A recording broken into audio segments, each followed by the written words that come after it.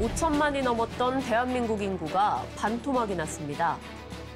2050년 대한민국, 비어가는 도시. 출산율 감소로 인구는 줄어드는데 고령화는 지속되면서 전국 대다수 도시가 이른바 소멸 단계에 진입하고 있습니다.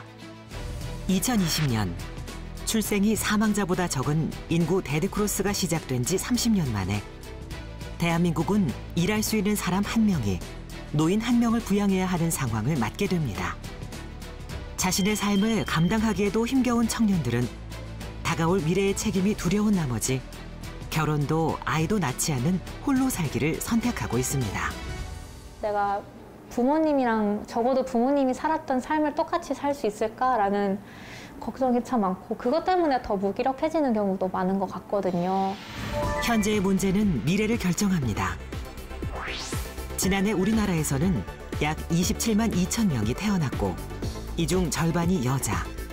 14만 명의 여자아이들이 성인이 되어서 아이 1명을 낳는다고 가정하면 2050년에는 많아야 14만 명 정도가 태어나고 매년 사망자를 70만 명으로 봤을 때 해마다 55만 명 정도의 인구가 줄어든다는 계산이 나오게 됩니다. 사람이 사라지는 나라. 대한민국을 강타하고 있는 인구 쇼크는 이미 어제에 의해 정해진 미래였는지도 모릅니다.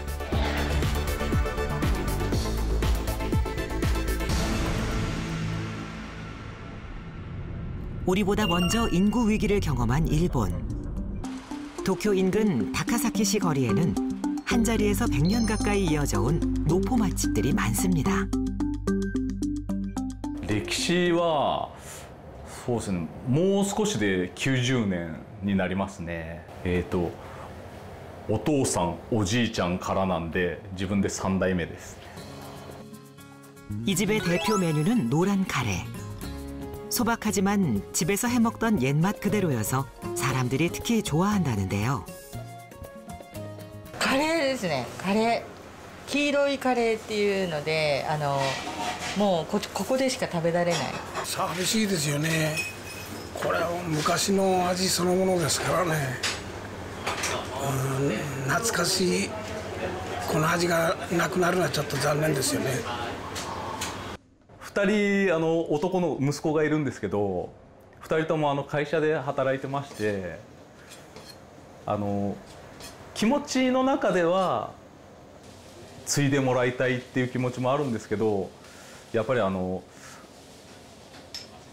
アルに言っちゃうとお金の面とか、多分自分たちの息子がお店を継がないで会社勤めのままであれば、自分たちの代でお店は幕を閉じるかもしれないですね。 3대째 이어져 오던 가게는 물려받을 후계자를 찾지 못하면 영원히 사라지게 될 겁니다. 이렇게 언젠가 사라질지도 모르는 식당을 찾아 먹방 여행을 하는 제치메 씨가 요즘 일본 젊은이들에게 인기입니다. 始めたきっかけっていうのが、要は日本全国そうなんですけども、やっぱり地方っていうのがどんどん元気がなくなってきて、そんな中でやっぱり地方で都市間競争っていうの中で、地方独自の取り組みっていうのをどんどんやって目立って人口を獲得しようっていうような動きが盛んになってくる中で、高崎市を売り出すために何かできないかっていうところで生まれたのがこの絶飯リストです。 유행으로 생각지 못한 관광 특수를 맞은 식당들도 있지만 언젠가는 문을 닫아야 한다는 생각에 마냥 즐겁지만은 않습니다. 娘が2人いるんです。でも継ぐのは嫌だ。で今度孫がいるんですけれど、今高校1年なんですよ。で大学どこにするかっていうのがまだ1年生なんですけどあったんですよ。じゃあうち継げばじいじが全部教えてあげるからって言ったら嫌だって。朝から晩まで働いてちょっと大変だしもっと楽してお金儲けがしたいようなことは言ってましたね。 사라져가는 것을 마지막으로 즐기는 특별한 경험은 즐거워도 자신들이 그 일을 하고 싶지는 않다는 젊은이들. 같은 것을 즐기지만 분명하게 나뉘어진 세대 간의 간극은 사실 오래된 식당에서만 볼 수 있는 모습은 아닙니다. 도쿄 중심가인 도시마구에 자리한 스가모 시장. 이곳은 노인들의 하라주쿠로 불리는 곳입니다. 종업원, 사장, 손님 모두가 나이 지긋한 사람들로 파는 물건들도 노인용품이 대부분입니다. お客様の層がお年寄りの方が多くて、割とお年寄りの方がお好みになるお品物を置いてるお店が多いかなと思います。おばあちゃんの原宿って言われてたので、はい、昔はおばあちゃんばっかりのイメージです。 하지만 조금만 걸어가면 북적이는 스가모 시장의 모습과는 사뭇 다른 풍경이 펼쳐집니다. 휑한 거리, 비어가는 집들, 아이들의 웃음소리가 들리던 초등학교는 오래전에 폐교가 됐고 도시마구는 도쿄에서 가장 먼저 소멸하게 될 지역이 됐습니다. 오랜 시간 저출산과 고령화 문제가 이어져 온 일본. 이제는 도심마저 비어가고 있는 겁니다. 一言で言うと、地方の人口が減っている問題であると勘違いをしている。国全体の人口が減っている問題だという認識ができていないんです。国全体の大問題で。 지방에서 태어난 청년들은 도시로 떠나갔고 이제는 도시에 살며 결혼하지 않고 아이도 낳지 않아 도시 인구 감소로 이어지고 있는 상황. 우리와 똑같습니다. おそらく韓国も似たような感じではないでしょうか。でそれが1を切るっていうのはこれは緊急事態でございまして、日本でいうとさすがにまだないです。日本をしのぐ緊急事態だと思います。 OECD 국가 중 유일하게 출산율이 1명 미만인 대한민국. 인구 절벽은 지방 어디 시골 마을의 이야기가 아닙니다. 기성세대들은 청년들에게 이야기합니다. 왜 아무것도 하려 하지 않느냐고. 하지만 한 치 앞도 내다볼 수 없는 불안정한 오늘을 보내고 있는 젊은이들에게 5년 후, 10년 후 가정을 꾸리고 출산을 계획하는 건 무의미하게 느껴질 뿐입니다. 경제적인 것도 힘들 것 같고 일단 아이와의 시간을 잘 가지지 못할 것 같은 게 가장 큰 걸림돌이라 해야 될까? 네, 그런 게 있을 것 같아요. 인구 문제는 당장 얼마가 늘고 줄었느냐를 따지는 숫자의 크기나 규모가 아니라 그 안에서 일할 수 있는 청년, 즉 생산 인구가 줄어드는 구조의 문제라는 것을 제대로 이해해야 합니다. 지난 6월 인구 구조 변화를 들여다보기 위해 열린 이 포럼의 주제는 인구 변화와 맞물린 축소 사회였습니다. 이 자리에서 전문가들은 축소 사회가 경제뿐만 아니라 사회 문화, 우리가 살아가는 세상의 거의 모든 것을 바꿔놓을 것이라고 전망합니다. 그중에서도 특히 세대 구성, 가구 변동과 함께 축소 사회의 주축이 돼 호모 솔리타리우스의 등장은 포럼의 새로운 이슈가 됐습니다. 최근에 그 인구 변화에 있어서 가장 핵심적인 주제 중에 하나가 이 1인 가구의 문제입니다. 여기 보시는 것처럼 2010년부터 꾸준하게 1인 가구의 비중이 늘어나면서 10집 중에 3집이 이 1인 가구이다. 실제로는 뭐 가구 형태가 2인이라 하더라도 혼자 사는 생활 형태를 가지고 있는 경우가 굉장히 많을 겁니다. 그래서 지금 하나의 변곡점에 이렇게 와 있다. 누가 강제로 문을 열면 저희 쪽으로 이제 신호가 들어오고 저희 상황실에서 이 인근에 가장 근접해 있는 차량이 신호를 보내서 이제 출동하는 그런 이제 단순히 카메라 기능만 있는 게 아니라 보안도 같이 되신다라고 생각하시면 돼요. 서울시의 지원으로 한 달에 1,000원만 내면 집 앞에 CCTV를 설치해주고 실시간 모니터링과 긴급 출동 서비스까지 가능한 도어 지킴이 사업은 갈수록 늘어가는 1인 가구를 위한 정책 사업입니다. 평소에도 좀 밤에 혼자 다닐 때 무섭다라는 생각을 했었는데 재택근무가 끝나게 되면서 저녁에 혼자 오게 되는 경우가 많아지더라고요. 그래서 좀 그게 무서워서 좀 알아보다가 서울시에서 이런 걸 지원해준다고 하길래 신청을 하게 됐습니다. 우리나라 1인 가구의 비중은 이미 전체 가구의 30%를 넘겨 이제는 가장 보편적인 가구 형태가 되고 있습니다. 신청자 모집 한 달 만에 500명이 넘을 만큼 호응을 얻고 있는 도어 지킴이 사업도 1인 가구가 늘면서 시민 복지 정책의 형태와 대상이 달라지고 있음을 보여주는 사례입니다. 1인 가구는 앞으로도 계속 증가할 것으로 예상되고 있습니다.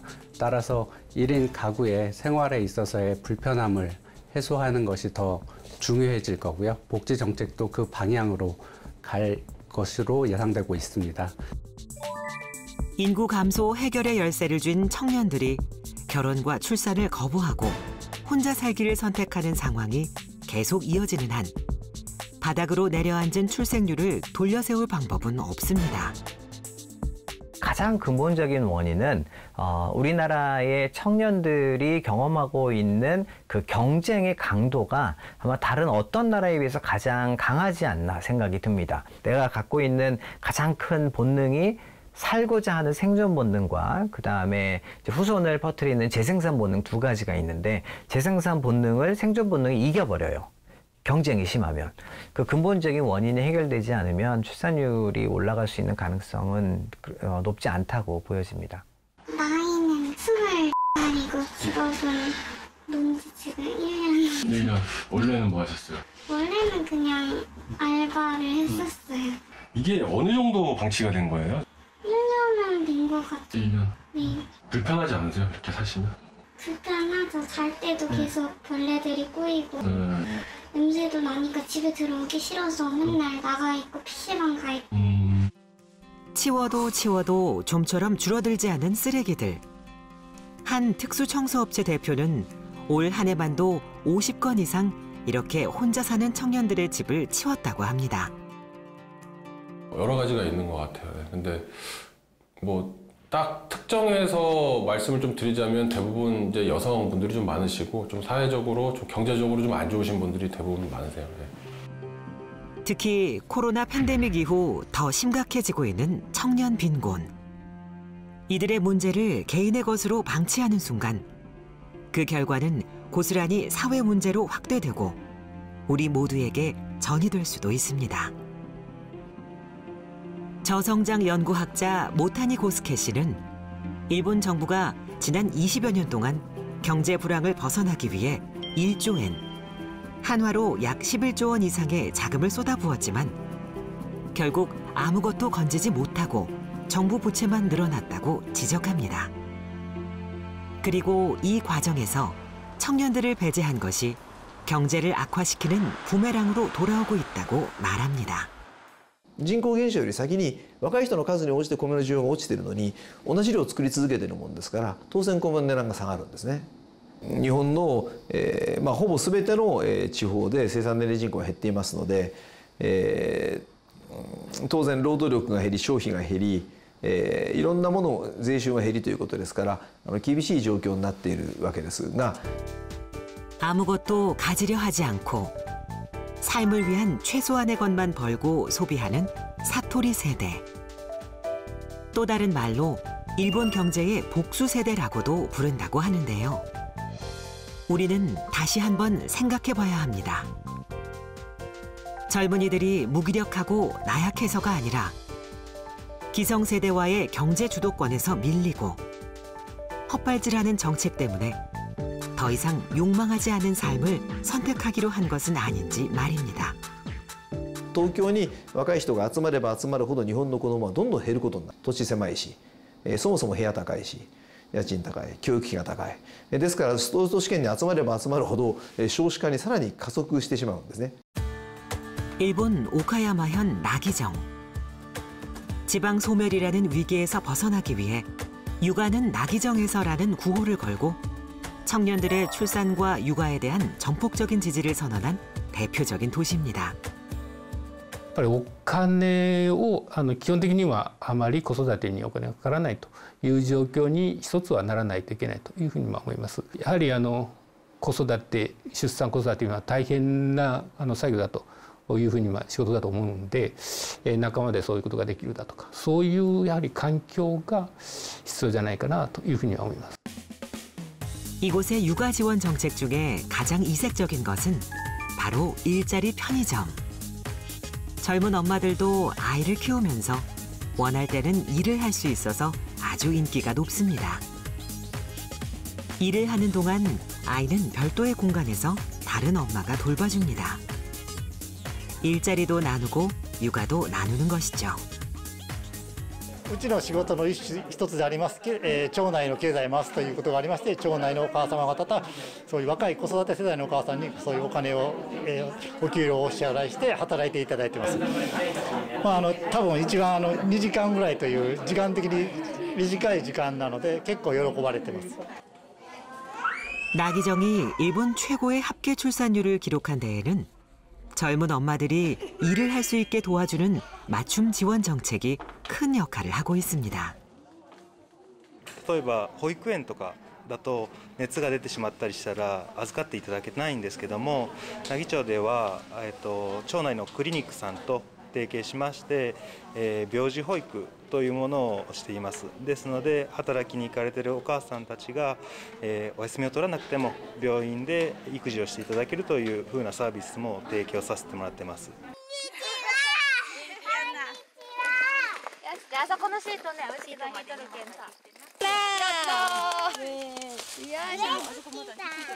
子供たちみんなお二人のお子さんですか？竹の子っていう町がなんですかね、運営している自主保育の一環で活動してるんですけど、農業ママっていう形で新しくお母さんたちが地元のお野菜を一時加工していく今授業に取り組んでるんですけど、子どもたちも枝豆の収穫体験をさせてもらいました。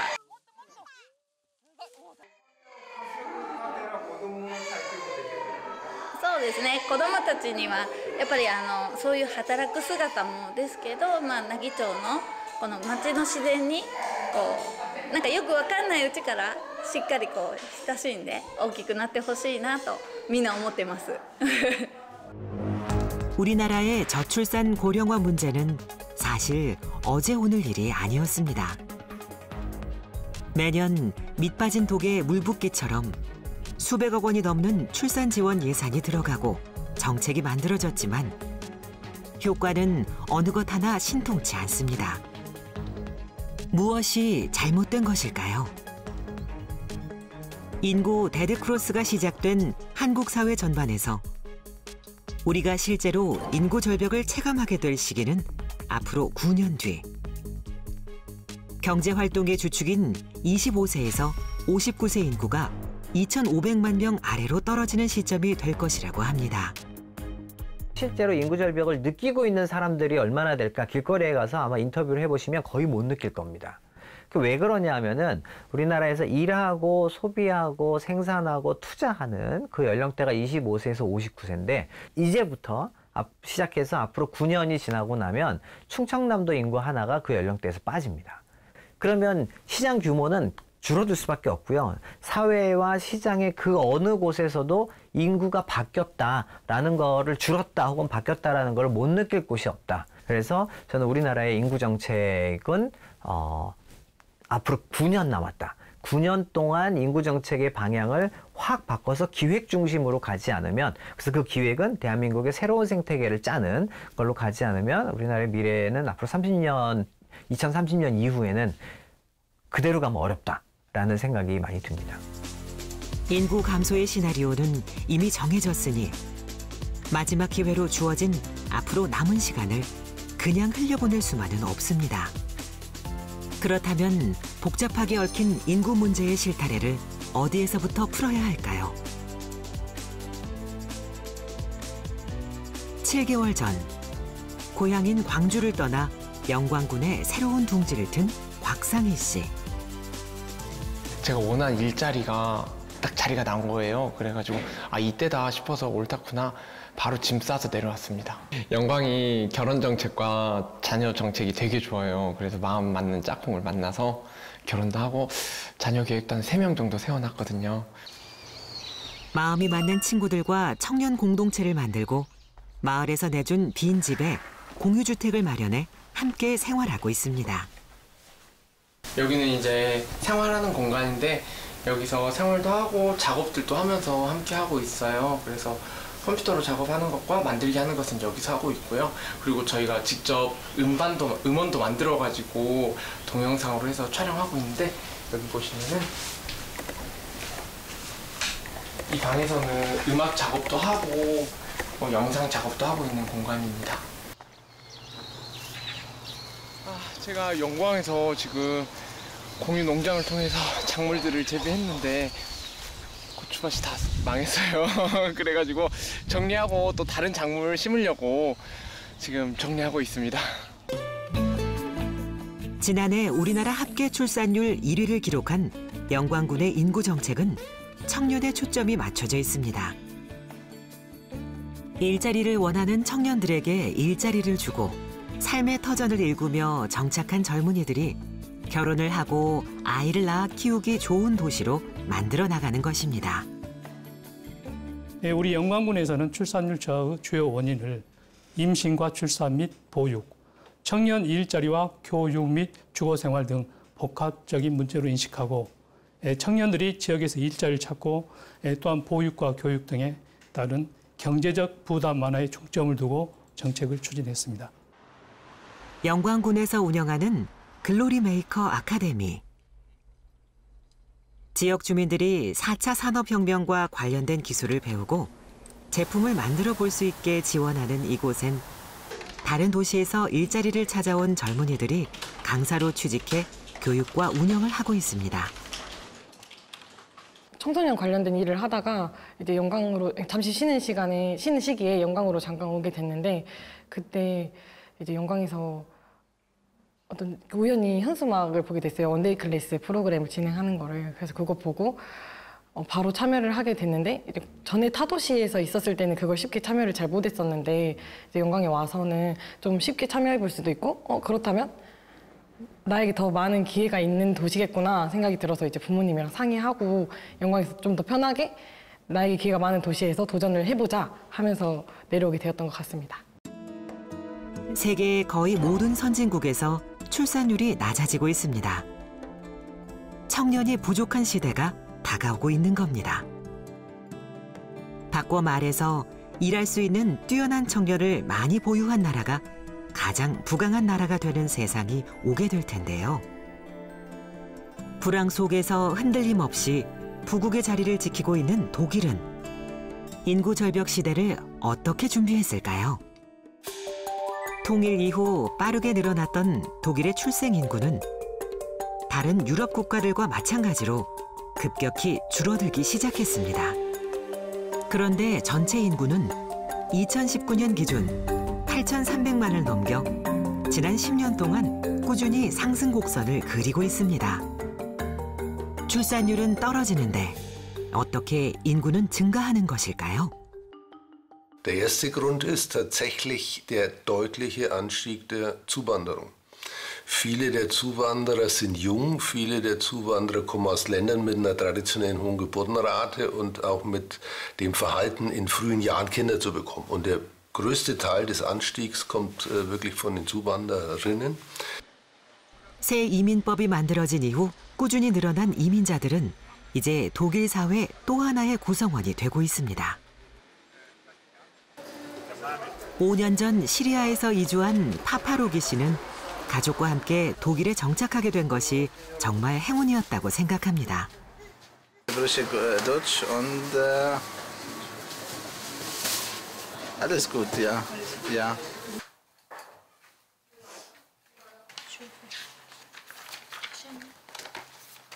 Was ist denn dein Lieblingsfach? Bei mir? Mein Lieblingsfach ist Deutsch. Also wir wünschen, dass irgendwann kein Krieg mehr in unserem Land gibt und dass wir irgendwann auch dort gehen. Hier das Leben ist gut, also man Schule und solche Sachen. 국민 총생산 GNP의 10%를 차지하는 이민자들은 인구 감소로 위기를 맞은 독일 경제에 결과적으로 아주 효과적인 처방이 됐습니다. 아이를 낳는 것도 육아와 일을 병행하는 것도 독일에서는 개인의 자유로운 선택입니다. 양성평등, 그리고 가족 친화적인 사회인식과 기업 정책 덕분입니다. Wie viele Kinder werden Sie haben? Mindestens 5. Nein, das war ein Witz. Wenn Gott das möchte, dann. 직장인이라면 한창 회사에서 일을 하고 있어야 할 평일 낮 시간에도 거리에는 아이들을 데리고 여유롭게 산책을 하는 부부들을 어렵지 않게 만날 수 있습니다. Ich habe auch einen guten Job und das liegt nicht daran, dass ich keinen guten Job habe, sondern ich sage, wichtig ist im Leben, dass meine Familie hat. Und jetzt habe ich Kinder und ich arbeite nicht. Ich habe noch ein Arbeitsverhältnis natürlich, aber ich arbeite nicht und ich werde so lange für meine Kinder da sein, wie es geht, bis sie wirklich. Und Ihr Arbeitgeber ist auch familienfreundlich? Ja, also viele würde ich schon sagen. Maßnahmen. Also schon familienfreundlich. Wir haben natürlich Gleitzeit, morgens flexibel, auch nachmittags flexibel, wenn ich jetzt früher gehen müsste. Und ja, doch, das schon.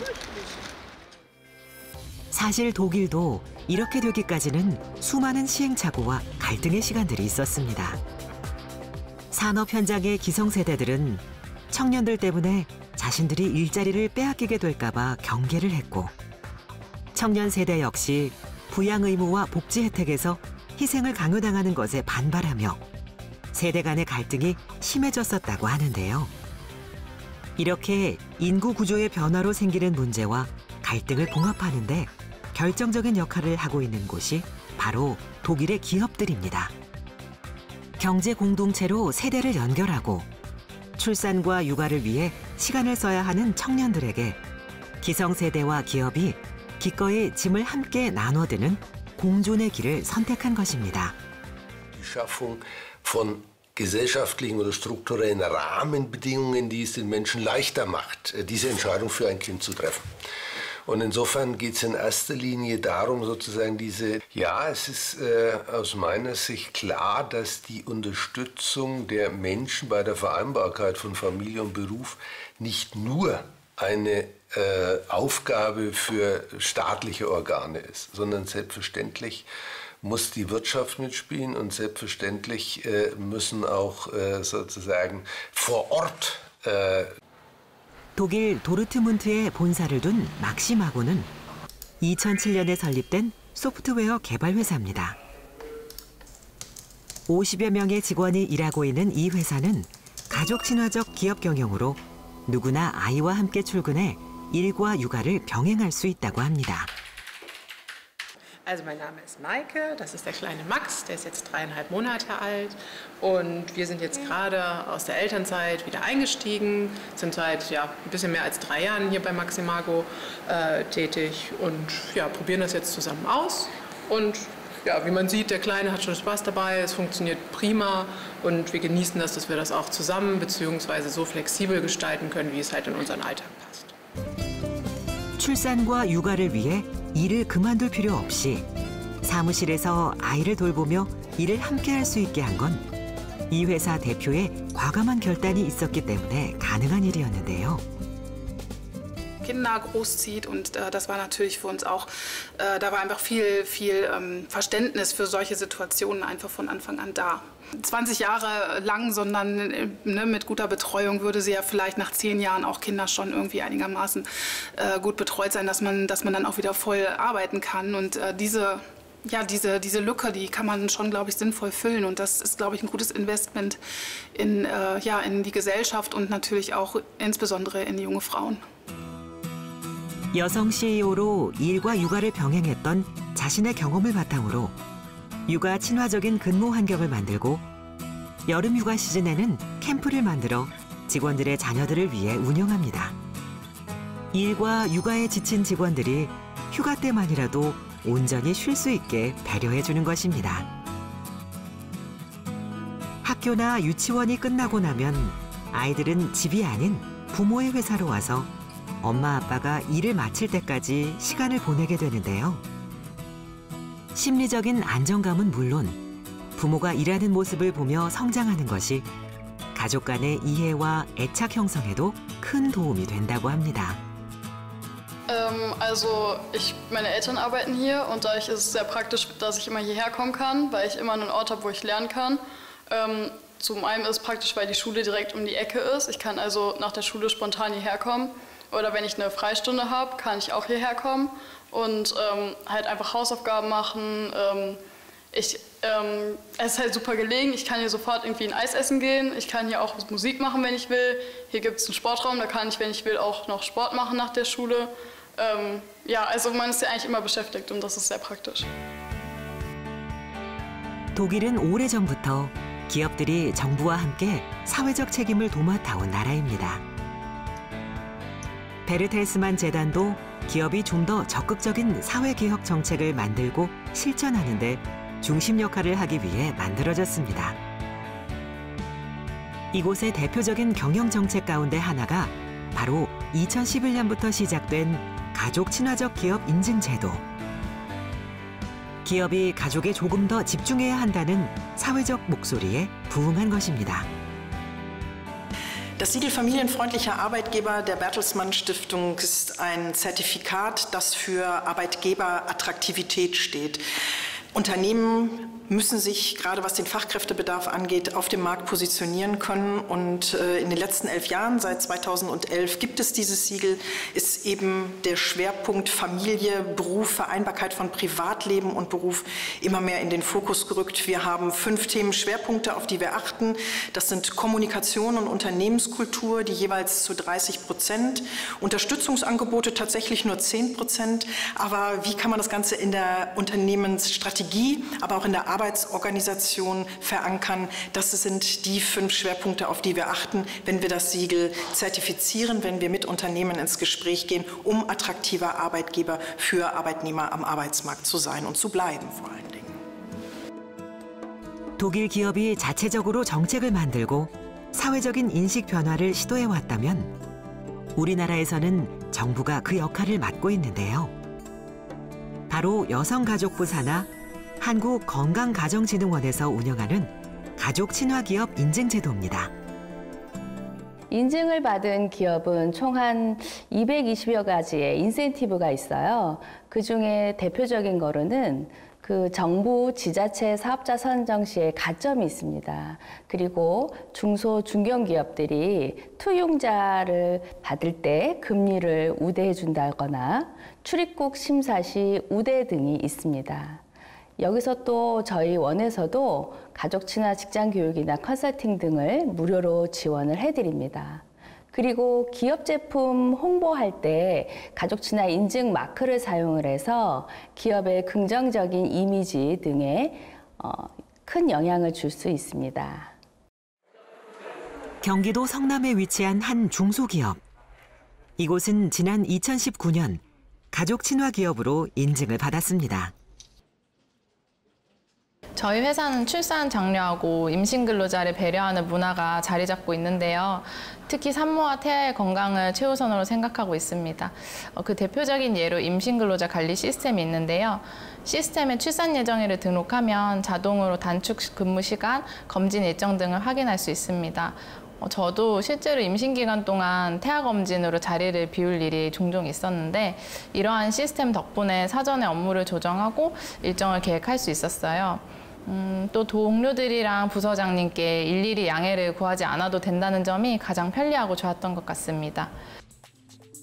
저출산이 중요한 사회 문제로 떠오르면서 기업 현장에서는 일과 육아의 양립을 요구하는 목소리가 커지고 있습니다.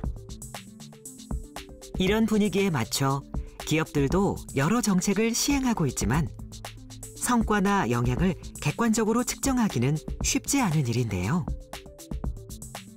얼마 전 서울대병원 윤영호 교수팀은 직장의 임신 육아 환경이나 활동을 종합적으로 평가하는 직장 부모 친화 지수를 개발해 발표했습니다. 연구팀 조사에 따르면 우리 기업 10개 중 70%에 해당하는 기업은 임신 육아 환경이 취약한 것으로 나타났습니다.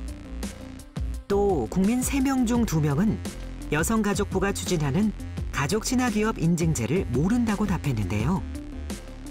아직 갈 길이 멀다는 증거겠죠.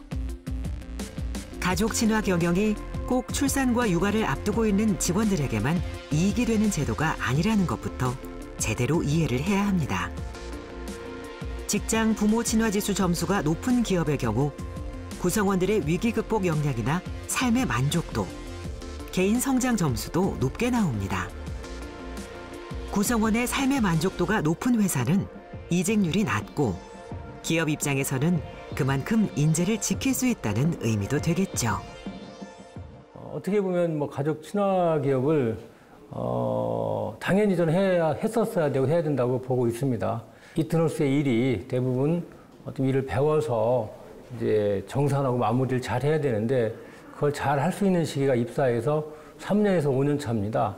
근데 대부분 3년에서 5년 차가 되면 결혼을 하게 되는데 결혼을 하면 또 출산이라는 문제 때문에 퇴직으로 이어져서 어떻게 보면 우리가 해야 될 일을 제대로 해낼 수 없는 상황에 이르게 되었죠. 그래서 그런 이제 좋은 자원들이 계속 우리 이트너스에 다니게끔 하려고 어떻게 하다 보니 현재 어떤 가족 친화 기업이 된 것 같습니다. 일과 육아를 병행하는 것에 어려움이 사라지지 않는 이상 출산율을 높일 현실적인 방법은 없는 것이나 마찬가지입니다. 결국 기업이 앞장서서 일하는 부모의 육아 환경이 나아지도록 하려면 정부의 정책적인 지원도 더 다양해져야 할 것입니다. 국민연금이라든지 건강보험이라든지 이런 사회보장 제도들이 인구 팽창기에 설계가 된 제도들이기 때문에 지금과 같은 이런 인구가 급감하는 시기에 맞도록 거기에 대한 제도 개선이나 이런 것들이 좀 발빠르게 진행이 돼야 될 것으로 생각됩니다. 가파르게 떨어지는 출산율을 붙잡기 위해 놓치지 말아야 할 것들이 있습니다. 바로 난임 부부에 대한 지원과 비혼 출산에 대한 사회적 인식 개선입니다. 건강보험 심사평가원에 따르면 시험관 아기나 인공수정 등 난임 치료를 통해 태어난 아기가 지난해 28,699명으로 전체 출생아의 10.6%를 차지했습니다. 9명 중 1명은 의술의 힘으로 세상에 나왔다는 이야기입니다. 지금 최근 그 자료를 보면은 이제 기혼자 중에 약 한 15% 정도가 이제 난임을 겪고 있는 걸로 되어 있고요.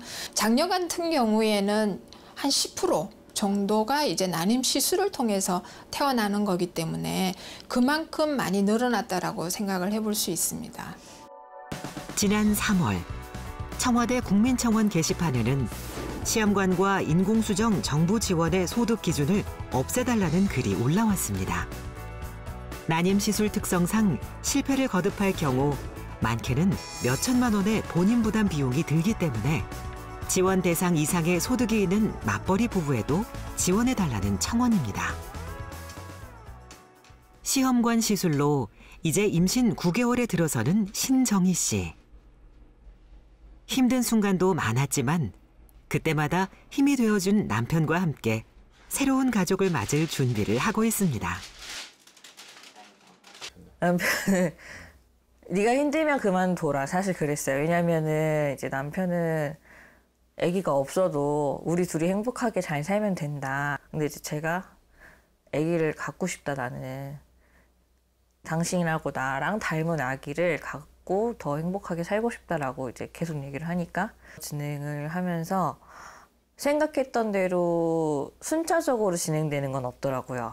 항상 변수가 좀 있어서 그런 부분들이 힘들기도 했고 또 매일같이 주사를 직접 내 배에다 놓고 하는 게 호르몬 변화도 있긴 하지만 그런 감정 기복이랑 신체적인 그러니까 왜냐면 주사를 놓은 배에다 멍이 또 들거든요. 그러니까 그런 걸 보면서 아 이렇게까지 해야 하나 뭐 이런 생각이 조금 들었던 것 같아요.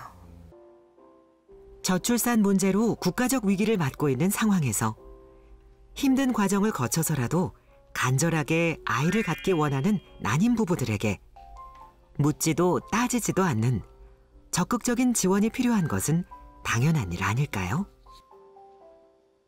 결혼을 해서도 그런 경제적인 것들이 어떠한 안정권이 아니면 또 임신을 미루기 때문에 그러한 적극적인 지원이 좀 필요할 것 같고요. 그다음에 또 우리나라 같은 경우에는 또 교육열이 너무나 강하기 때문에 한 애기한테 100%의 지원을 해주기 힘들다 그러면 또 임신을 미루거나 또 그거에 대한 두려움, 그런 것 때문에 또 저출산에 영향을 줄 수도 있을 것 같습니다. 그래서 아기를 낳아서도 사회가 기를 수 있는 시스템, 그다음에 그러한 교육에 대한 적극적인 지원, 이런 것들이 좀 개선을 해주시면 출산율에 좀 개선이 되지 않을까 싶습니다. 우리가 인구 절벽에 서 있는 이 나라에서 어쩌면 더 이상 아이들의 울음소리를 듣지 못하게 될지도 모른다고 먼 미래의 일을 걱정하는 지금. 또 다른 세상 한편에선 태어난 아기와 자신을 지키기 위해 세상의 편견과 차가운 시선에 맞서 살아가는 사람들이 있습니다. 저마다의 사연으로 어린 나이에 홀로 엄마가 된 이들이 함께 생활하는 미혼 모자의 집 희망날개. 처음 경험해보는 육아, 낯설고 힘든 날들을 함께라서 견딜 수 있었습니다. 첫 번째로는 경제적인 부분이 있고요. 그리고 두 번째적으로는 이제 같이 아이를 키우고 좀 안정감 있게 생각을 할 수 있다는 거. 그리고 어려운 일이 있으면 누구에게든 도움을 요청할 수 있고, 그 누군가가 힘들어하면 같이 할 수 있는 그런 함께 한다는 거. 아이가 아프기라도 하면 집안 사람 모두가 걱정도 응원도 한마음이 됩니다. 그래서 지금 상식도 안 먹었어요. 그래? 물도 안 먹어요. 지금 가서 봤더니 바이러스가 파라바이러스. 그래서 방법은 없대. 애 너무 늘어지는데 민거 놔줄 수 있냐고 물어보고 만약에 안 된다 그러면 조회를 가야지. 원래 우리 집 하이텐션인데. 낮부터 열이 나고 잘 먹지 않는 아기를 안아들고 나서는 모습은 아직 앳된 학생 같지만 10달 동안의 임신과 출산, 그 험난한 시간을 버티며 아기를 지켜낸 용감한 엄마입니다. 아직도 우리나라는 미혼모의 30%가 낙태를 선택합니다. 하지만 낙태를 선택하는 거의 모든 미혼모들도 만약 경제적인 문제만 해결되고 자립이 가능하다면 아이를 낳아 직접 키우고 싶어 한다는데요. 미혼모도 엄마일 수 있는 나라, 우리에겐 아직 어려운 이야기일까요? 애들하고 엄마들 오면요. 그쵸. 뭐가 있어요? 엄마들 처음에 올 때 모습하고 지금하고 너무 많이 달라졌거든요. 그거 보면은 너무너무 좋죠. 그래, 저 자석도 필요하겠다. 파랑색. 이건 파랑색. 저는 이제 아이가 좀 크면 어린이집을 보내고 운전면허도 따고 이제 저만의 이제 어디 베이킹 같은 거 배워가지고 사업을 하고 싶어요. 언제든 누구에게든 찾으면 길은 있습니다. 함께 살아가는 세상, 공동체의 힘이 그 출발점이 될 것입니다. 대형 시설보다는 엄마들을 낙인화시키지 않는 지역 중심의 시설이 분명히 필요하고, 제가 20년 동안 운영해본 결과도 시설이 엄마들을 낙인화시키는 건 분명히 있거든요. 그래서 그리고 실제로 1년 반 동안 운영해본 결과도 엄마들이 정말 너무 자연스럽게 지역을 돌아다닐 수 있고, 옆집 어르신과 대화를 나누는 게 분명히 달라요. 네. 여기 뭐 하는 데예요? 라고 대화가 오갈 수 있다는 건요, 분명히 그 어르신들도 편견을 갖고 엄마들을 보지 않는다는 거거든요. 그래서 이런 구조만으로도 분명히 그 벽이 허물어지는데, 굳이 대형 시설을 유지를 하고 갈 필요는 없다라고 생각을 해요. 그래서 예산을 지원을 하지 않던 뭐 어떻게 하던 간에 이 구조는 계속 유지를 제가 할 수 있는 한은 운영을 할 겁니다. 우리는 지금 한 명이라도 더 많은 아이들이 세상에 태어나 주기를 바랍니다. 인구 문제는 대한민국의 미래 생존과 직결된 문제이기 때문입니다. 그래서 이제 미혼 혹은 비혼을 선택했지만 엄마가 되기로 한 이들을 바라보는 시선도 바뀌어야 합니다. 사회적으로 인식이 개선되어야 한다고 생각을 해요. 여러 가족 형태 뭐 이런 걸 얘기하잖아요. 편부, 편모 이런 거에 대한 다각적으로 좀 열린 시선에서 봐고 제도적으로도 좀 받아주고 그래야 된다고 생각해요. 다양한 그런 가족의 형태를 뭔가 좀 법적으로 더 인정할까? 보장하고 지원해주는 그런 게 좀 있으면 좋지 않을까? 인구 데드크로스. 우리가 지금 마주하고 있는 현실을 딛고 정해진 미래의 시나리오를 바꿀 수 있는 길은 앞으로 남아있는 10년을 놓치지 않는 것입니다. 지금부터 준비해서 시작을 2030년부터 하겠다 그러면은 갈등을 확 줄일 수가 있어요.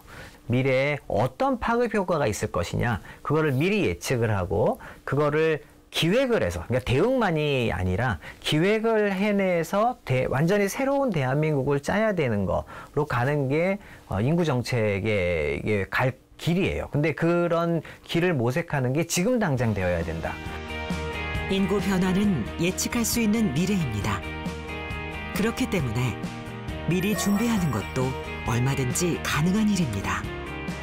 가을의 끝자락에서 추운 겨울을 준비하는 것처럼 모든 판단의 기준은 미래로, 그리고 미래 세대와 함께 지속 가능한 내일, 새로운 미래를 설계해 데드크로스를 골든크로스로 바꿔놓을 수 있는 지금이 바로 그때입니다.